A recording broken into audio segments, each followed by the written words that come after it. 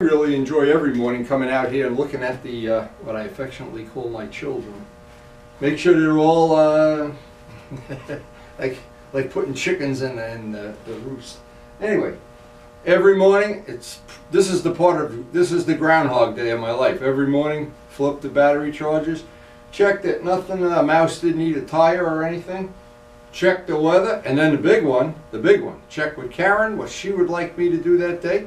And then whatever's left over, that starts out, and all of a sudden at the end of the day, I have time to do the work I enjoy most, the restoring bikes. And this time of year, when it's snowing outside, I enjoy doing it down a cellar a lot more than out here. But sooner or later, the weather's going to warm up, and we're going to be spending a whole day out here putting this thing back together. And I know everybody's looking forward to seeing this in one piece, including me. No, what I'll do is I'll wait till there's a break point in the day, and then come out and have to jack the bike up again, pull the axle on that nut and polish that. That's part of the stuff we want to restore. And also get the steam cleaner and some degreaser in there and clean up in by the swing and arm. But while you have a bike apart like this, it's really convenient to clean things that you normally don't get to clean.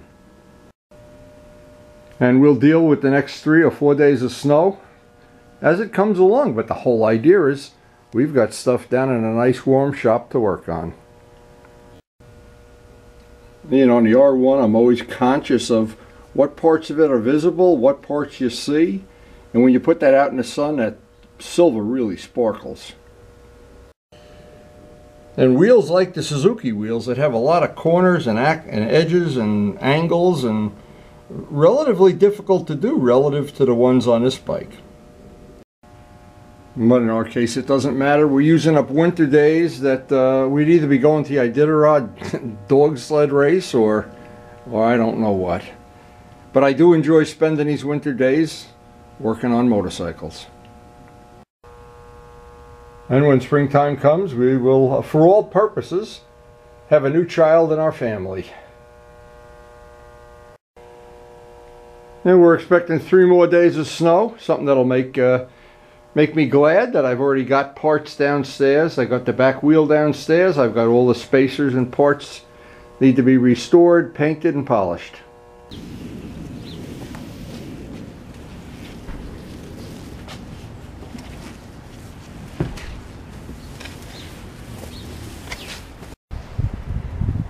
This is our good painting table. Why I'm glad we don't have anything to paint today. Good sequencing. Okay, and as we come down into the shop, coffee is brewing, birds are eating seeds, and we have to figure out what is appropriate today. Now, it looks like, as I always do my little inventory, pretty much everything here is ready to put back. This is the table now for things that are ready to put back on a motorcycle.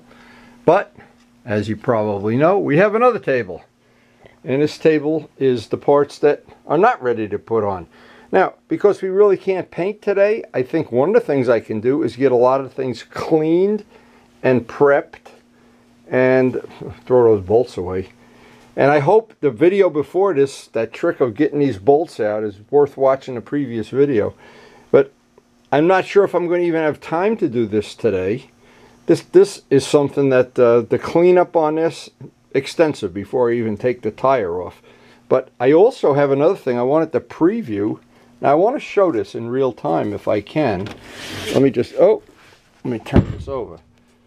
This rim has a gouge in it. If you look at it, it's had that gouge in it since the day I bought the bike. And it's been annoying, but it has never ever leaked air, never been a problem on track day. And I think I have come up with a way. I've watched a lot of videos of people that what they do is they heat this with a torch and they hammer it and beat on it and grind it. I have a better way to do it. And I'll bet dollars to donuts my way is going to work, and you'll be impressed when I get to do that. I'll try to make a dedicated video of fixing this, because a lot of bikes, and I know this bike was in an accident when we bought it. The bodywork, you could tell, was just all over the place. This is probably one of the things from the damage, but because something hit this here. This didn't get hit from this direction, it got hit here. But to repair this and to get this all, I have an idea of how I'm going to do that. And Maybe you'll be impressed. Well, it'll be on a future video. And if you're not impressed, you definitely can get a refund on your video subscription. Now, as I always tell people, you have a bunch of parts to do the smallest part first. So we're going to degrease these and work our way from the smallest to the biggest. And then if we have any time left over at the end of the day, of course, I want to work on that wheel, at least get the preliminary done on the wheel. But it's still going to be a giant job. So here's what I wanted to show and share. Dollar store, 3 for $1. So once you get diesel fuel and grit in here, yes, you can use it over, and yes, you can clean it, but 3 for $1, sometimes the material you use and the rag and everything is worth more. Anyway, we'll take one of these, and they're good and greasy. Now, it's an important thing to understand. A dedicated rag that will get thrown away at the end of the job. Dedicated, use your old microfibers up. And a flux brush that's about 1/4 in Lowe's and gets thrown away because you don't want to, by mistake, then go brush your teeth with this or anything. Anyway, ordinary diesel fuel. You buy a gallon, you put it in a red can or blue can or whatever they want you to do. And this is great for degreasing. It's really convenient, but it does stink. So if I have it in a little spray bottle, and this is from Karen's Beauty Supply, but could be a Windex bottle, a couple of shots with this.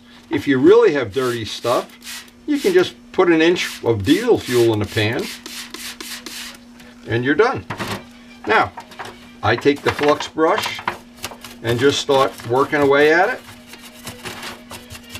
Now, you never want to go over to the buffing wheel, and I have about 20 or 25 buffing wheels around the shop with different rouges on them and whatever. And what happens once you get something with grease on that wheel, for the next lifetime, it makes a mess out of things. And then you got to go buy another wheel for $5. Okay, so the brush takes a little bit off. The dedicated rag that will now get tossed in the garbage, and of course this will do with each one of those parts. The ones that are going to get painted will have to be exceptionally clean, and we'll try to show that. Yeah, in a circus, they get a juggling act. Anyway, these are the kind of things that when you do a restoration, when you're all done, you think, nobody's going to notice. Who's going to look in there? People see this stuff, believe me. And even if they don't, you know it's there. Okay, so all of the grease is off. Now we can go over to conveniently go over to the buffing wheel. Now, just to show a degreased part, unbuffed, unpolished, against a part that, after putting all that work into the restoration, do I really want that part back on the bike? Now, when this is done, this is the one I want on a bike.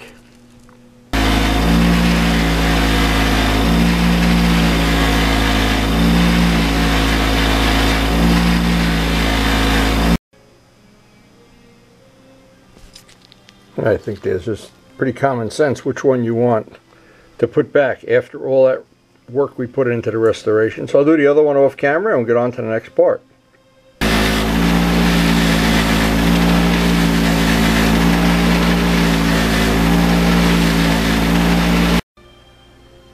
Yeah, so one step down, and of course notice that these are both different, but of course, being the genius that I am, I know which goes on which side. So I wrote it down anyway, just in case I didn't forget. Now they really are different, but the problem is, you don't want to just make it hard on yourself putting the bike back together. Unless you're a professional mechanic, you do this every day. I only do this once a year, or twice, a couple times changing tires.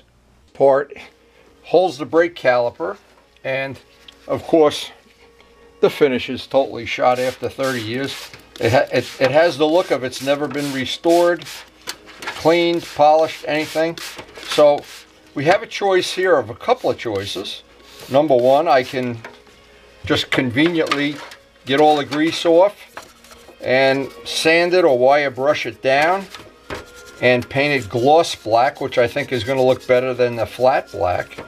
And if I can't get the old finish off, one of the choices I have is to use paint remover. It's a small enough part, but I do want to get as much of the old finish off as I can. It's really pointless to have finish that's 30 years old. It can't be in that good of a shape. And then what we're going to do when we paint this, we'll have to back mask off all of these flat surfaces because I want those discs to go on perfectly flat. So the choice here is going to be, as I do this, to make sure that I can see some of the paint's already just coming off, period. But again, 30, for all purposes, it's 30 years old. They probably made the part 2 years before the bike was put together.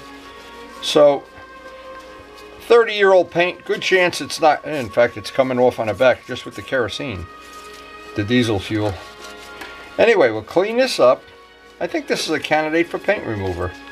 But what I need to go anyway because I got to take Karen's shopping. I need to get a couple more pans, and I want to get one for a paint remover.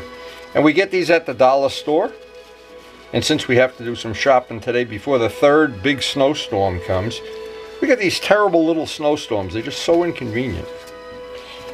Anyway, that's about all I can do. When I get back from, this is the last of my pans. Again, I want to get these. I want to get some new ones.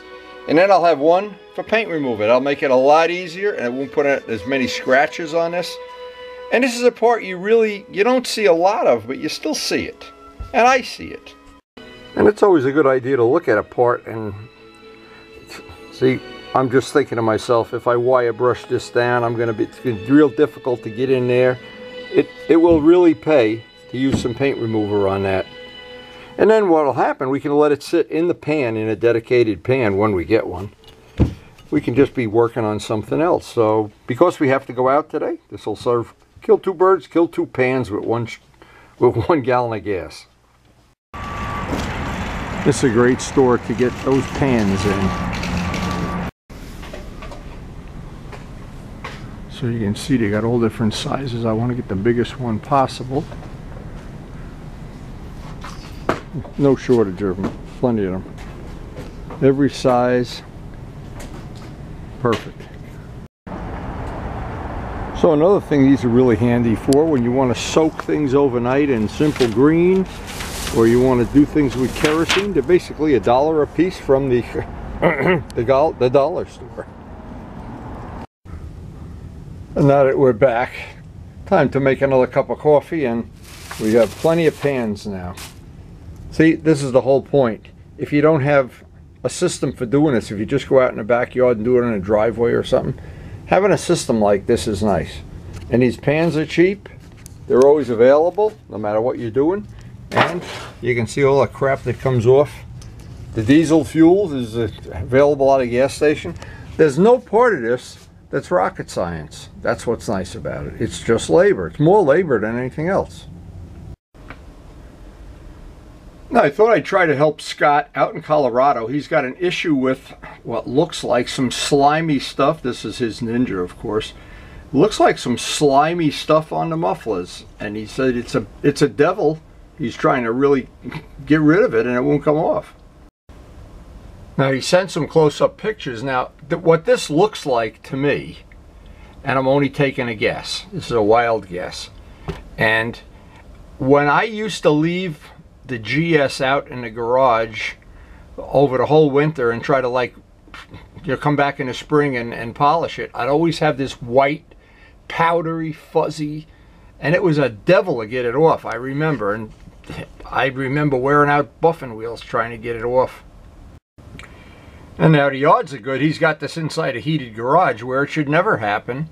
But that sure looks like what happens to me when you go out on a rainy day, a cold rainy day. It makes like salt. It looks like salt on the parts.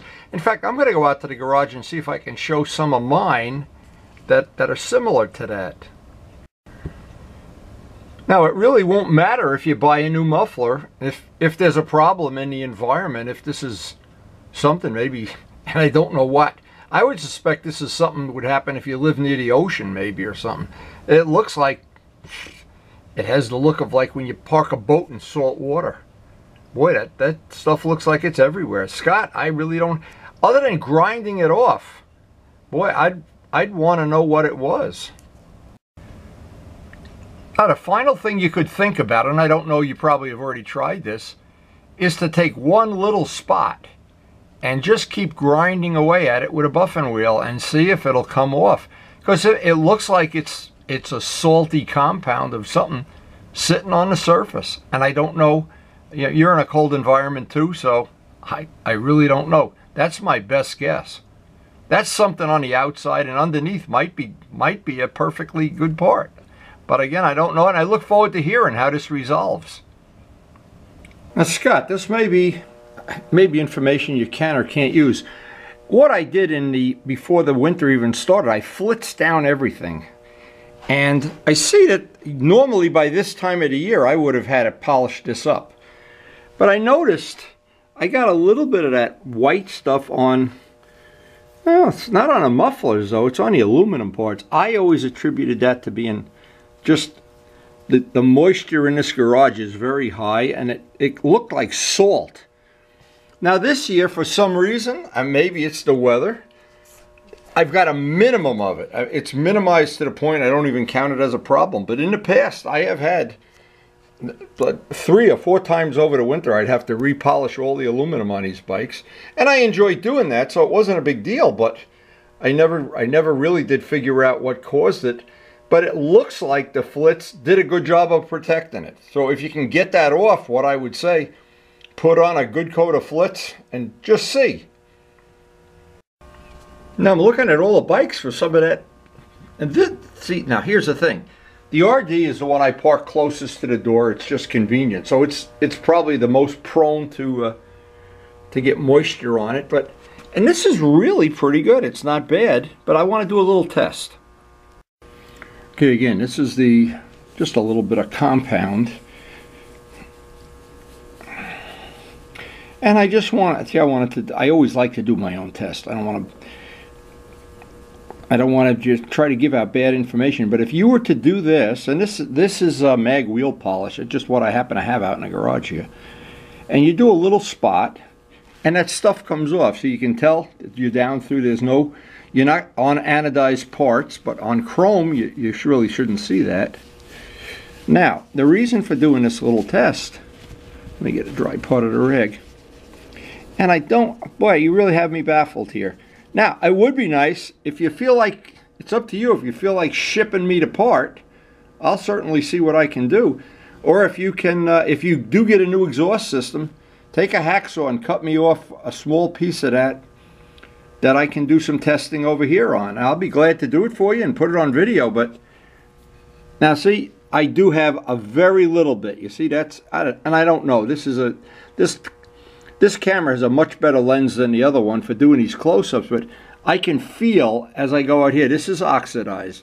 But of course, what I would normally do is before I take a ride in the spring when it's nice out, I'll ride one bike, come home and polish the other one. Then ride that one, come home, polish the next one. It's like going through the pitching rotation. Okay, finally here, I do see some of this stuff that I was talking about. It's right here, if you can see where my finger is. I'll try to get the camera down in, and now that'll buff right off with polish. But that is like it's on the surface, and it feels like a salty residue. I don't know if you ever had something in salt water. Now, of course, if I had a little rag, which I don't, I could do a little demo. Here we go. Let me just see, and I like to do it in real time. Let's just see if that comes off. Scott, it looks like you've been able to find something that's really piqued my interest, because in restoring anything, that's always one of the problems, is getting off the mysterious goop. Now you can see, and I did this in real time, no camera cuts, you can see right here where my thumb is, it came right off. Over here it didn't. So right here there's an area, and I'm hoping that shows up. See, you look at this on a cell phone, you probably won't see that, but on a big screen TV I can see right there it's polished. But again, oh, here we go, right here. I didn't even look. Look, here's your answer. At least the answer to this. Let me get this out. Here's a rag. Here's that white, the crap you're talking about. I'm sure this is not going to be perfect footage or anything, but I think you'll get the idea. If even a slight bit of compound, and I mean, we're talking about seconds, that came right off. There it is. There's the stuff that it looks like what you have right there. But it's so minimum here, and I don't know why. In the past, it's been a lot more prolific in the past. If I were to just touch this with a buffing wheel, you can really see how shiny that comes right away. But that isn't, and I don't know if it's the same thing. That's a product of moisture. And it's my understanding what happens is the moisture in the air picks up elements, and from whatever, acid rain for instance, and the water evaporates, but the materials and the chemicals in the water don't evaporate. They stay on the aluminum, and the aluminum seems to attract it a lot more than paint. See, in other words, the paint here, you don't even have to wipe this off. You could put it away for the whole winter. But then if you have an aluminum part, it seems like it from time to time needs to be polished. And for me, Scott, I hope that helps you out. And or if somebody in our A team has some better information, I'm all ears. We all deal with the same problems, and hopefully we can all help each other somehow. I try anyway. Just one final thing, and again, I don't know about the environment, the moisture content, and whatever, but I see right up here you have the same issue that we have. That's in my garage. So my one final thought. I at one time, Ray or Malcolm, I forget who, got me a set of spare RD mufflers, very hard to find, and they were just starting to be corroded.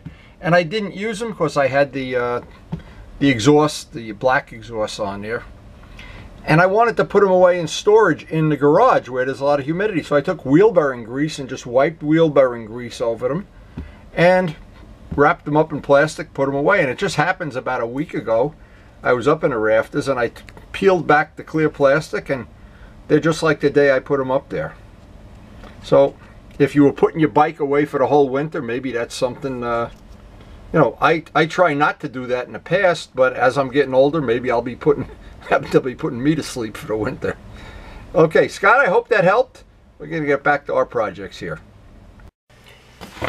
And we've used this many times with really good success. You can buy it in Lowe's, relatively inexpensive.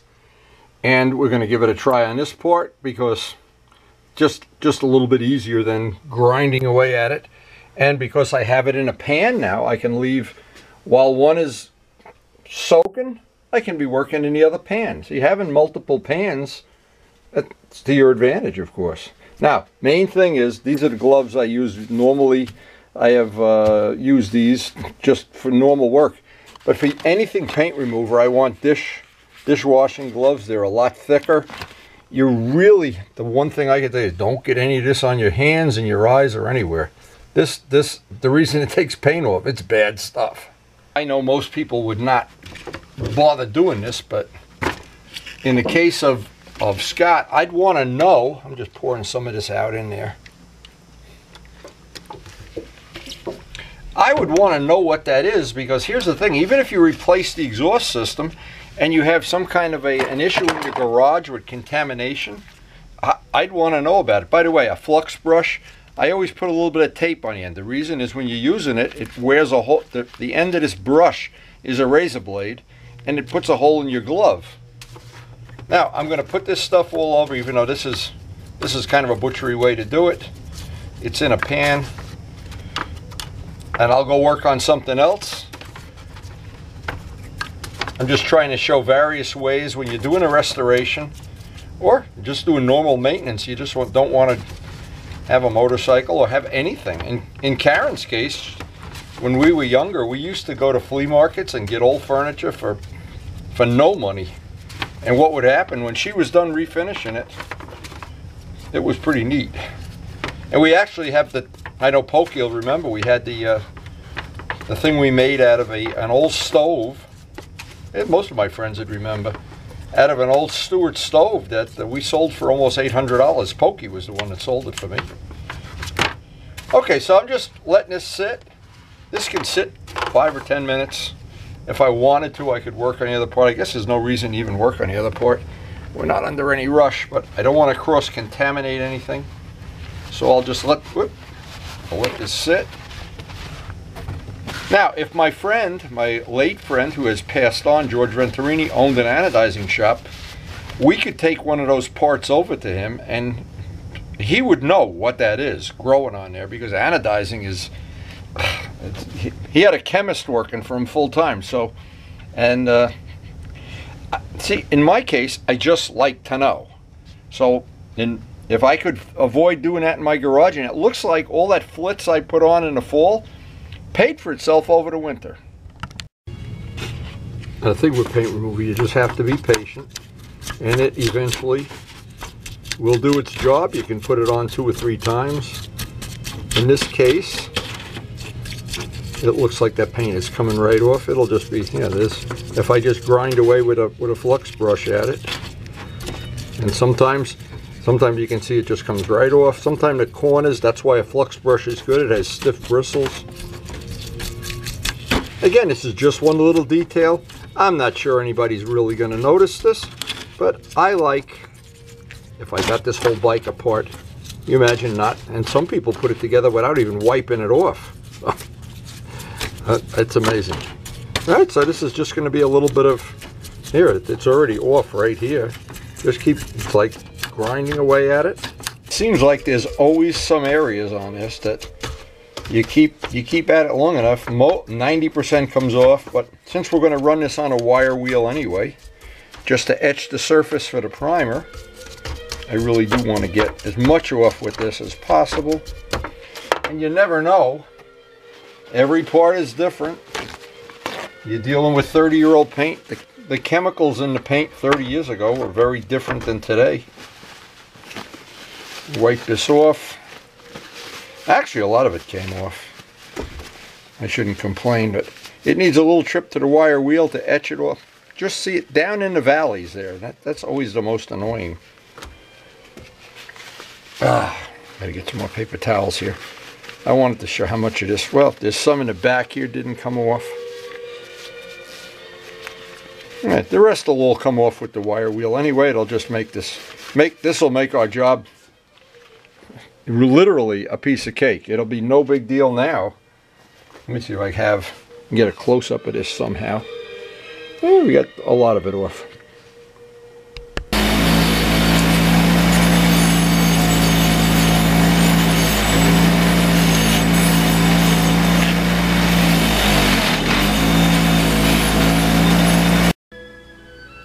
So we're basically ready now.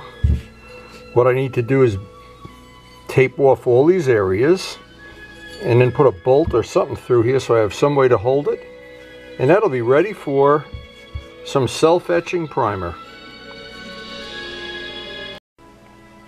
Okay, that worked out really nice. That's etched enough. We've wire wheeled down the whole part so it's got a little bit of a rough surface. And of course we'll, assuming it's not snowing out there anymore, get a coat of self-etching primer on that. Now I found whenever I'm going over any raw metal that doesn't have any coating or surface or paint on it, self-etching. And the trick with self-etching is if you can get it on right away. If you let that part sit a week, it's going to build up some oxidation. As soon as you get the primer on, it's sealed.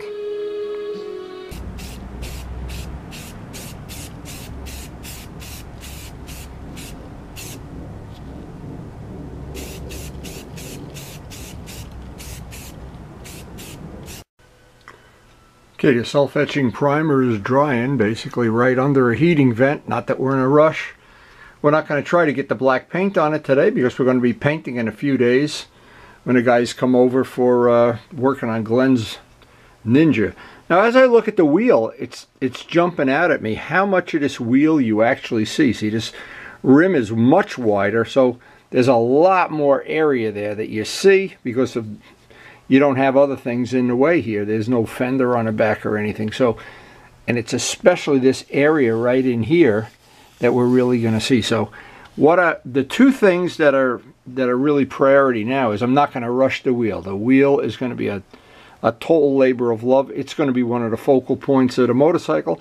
And fixing that dent, I have a very creative way I'm going to do it. I hope I can share it, and I hope it works. But the good news is, if it doesn't work, it didn't hurt anything because I'm not grinding on it. See, I'm always afraid You do these things like they do on YouTube. They heat rims with torches and bang on them.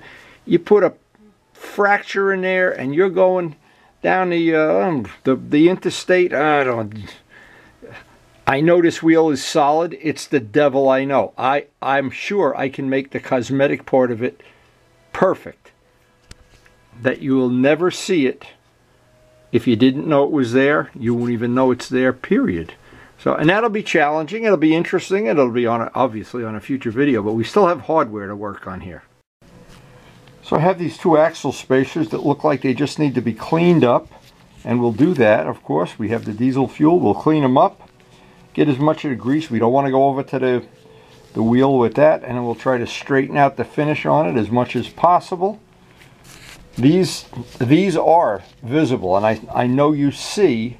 You don't see the back, of course, so we're not going to spend a lot of time on the back, but I know as an example, this is the side that locks in where the chain is, and this side it locks in the axle, so you don't need, it's a nice design because you don't need two wrenches to take that hollow axle off. So it is a nice design, but you do see this part, and you'll see in here, in these edges, so this will be a little bit of extra time, but it's going to be one of the parts we see. So I don't want anything on my buffing wheel that has grit and chain lube and God knows what else. I get as much of that off as possible. Just makes the polishing that much easier. And the one thing it does is when you go to put the bike together, it makes it, it's the equivalent of, even better than putting a brand new motorcycle together with brand new shiny parts and everything. So we're going to go over there and spend a little time on a buffing wheel, try to get this polished up. It is always that thing. If you start keeping track of the hours you spend and how much time, and you try to factor it all in, then you really probably shouldn't restore motorcycles.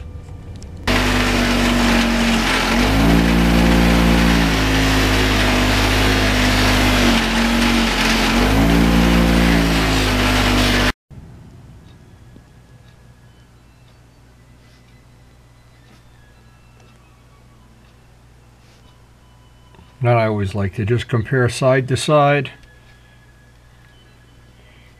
It always inspires me to do the second part. Now these axle spacers, they're a part you actually see from 3 different angles, so I want to get them cleaned up, of course. But behind where the washer is in the center part, you don't really see that much. And to be honest, I try to put all the time into the parts you see. You actually see one end of this, you don't really see the other end, but I'll polish them both. Just to show how tough I am.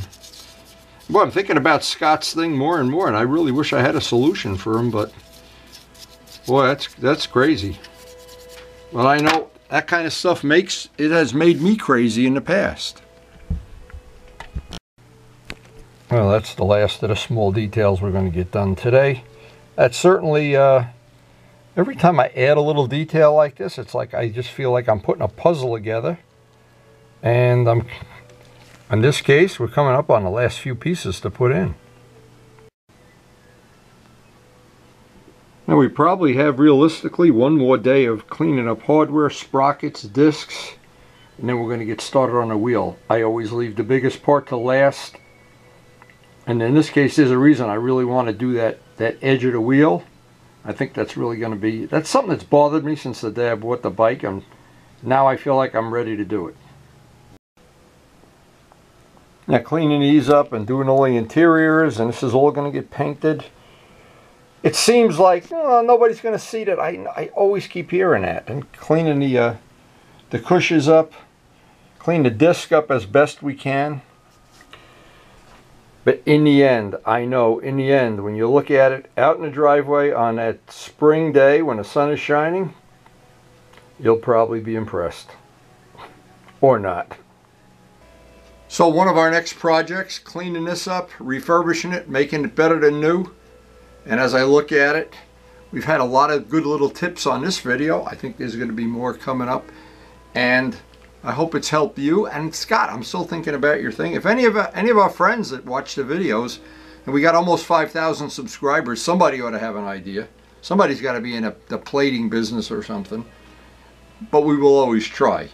Anyway, this is going to be a good amount of work to clean this up. But these sprockets, I've had these and they're on, I think, 4 of the bikes now. These things are really bulletproof. They're really nice. The rivets haven't loosened up. And they're definitely a high performance thing. They look nice. And we're going to clean it up to make it look even better than new. So I hope you enjoyed the video. And thanks for watching.